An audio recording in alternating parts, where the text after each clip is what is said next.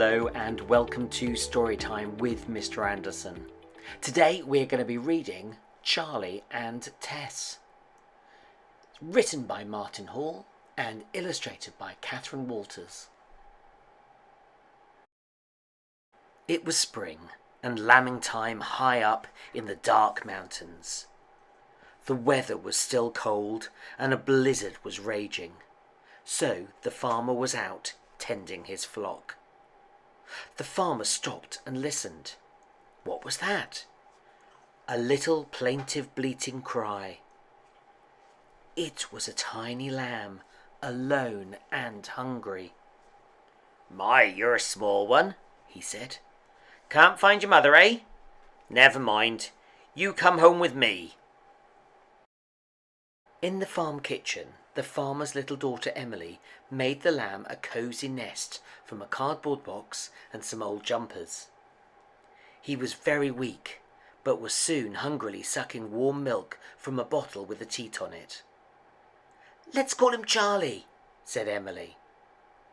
Then, because they could find no ewe to look after him, Charlie became the family's own special pet and lived with them in the farmhouse.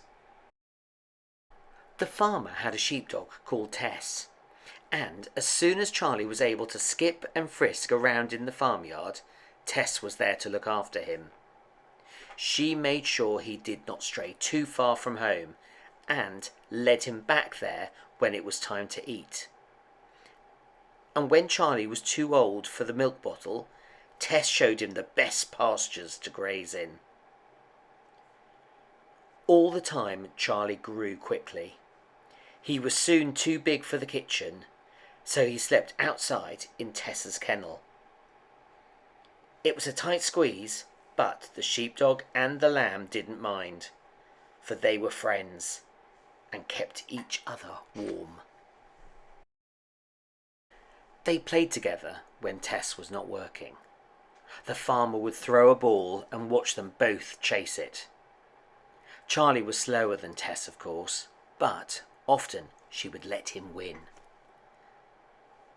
"Sometimes I wonder if Charlie's turning into a dog," the farmer's wife said, as the family watched him one day. Charlie even had his own collar and lead. When the farmer's wife took Emily down to the village with Tess, Charlie would go as well. The people in the shops would laugh and point as Charlie walked proudly along the road, carrying a newspaper in his mouth. All too soon, Charlie grew too big for the kennel. It was time for him to join the other sheep. Up on the mountainside, Charlie missed his adopted family. Tess was lonely as well, without her friend, and cried by her kennel. "Never mind, old girl," soothed the farmer. "We'll see Charlie soon enough when we have to move the flock to the next pasture." That was when the trouble started. When the farmer and Tess came to move the sheep to a new field, Charlie wanted to help. "Charlie, go back to the other sheep," laughed the farmer. But Charlie was determined to round up the sheep with Tess, and the farmer had to push him back to the flock again. This went on all summer because Charlie thought he was a sheepdog. Summer turned to autumn, and then it was nearly winter again. Charlie sniffed the air.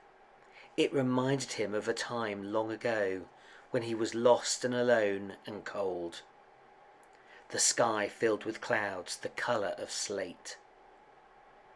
It grew colder and colder as the wind blew. The sheep huddled together, but there was little shelter. Then it began to snow. Charlie barred anxiously. Light snow began to settle on his fleece. Where was Tess? Where was the farmer? If they didn't come soon, the snow would bury the whole flock. At the edge of a steep slope, he looked down. He could just see the farm, but the blizzard had already been there and covered everything. Charlie felt very frightened indeed, for now Tess and the farmer would not be able to reach them. The snow blew into the sheep's eyes and stung them with cold. Some of the weaker ones could barely walk through the thickening snow. Charlie knew that they must all move down into the valley before it was too late. Charlie ran ahead of the flock, but they stood stock still, for they thought only a sheepdog could round them up. He barked loudly. He ran back and butted them, and pulled their fleeces with his teeth. He raced backwards and forwards until the flock began to move, all the way down the mountainside to shelter. Many hours later the storm died down, and the low sun shone orange across the snow-covered hills. The farmer was at last able to go out and search for his flock. He paused for a moment, looking up. "I'm really worried. I don't know if we'll be able to find them," he said to Tess. "The snow must be even deeper up there." Tess ran on ahead.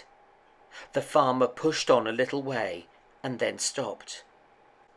"Was that noise just the wind?" He shook his head. It must have been. As he began to struggle up the mountainside, Tess started barking and tugging at his trousers with her teeth. "What have you found, girl?" he asked. Tess led the way down again, along a thin path through some large rocks. At the end of the path the farmer stood, amazed. All of the flock was safely gathered there, in a sheltered hollow.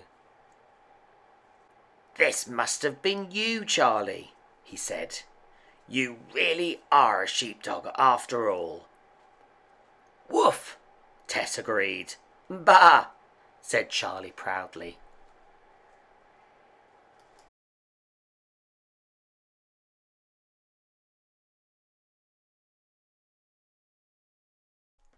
The end.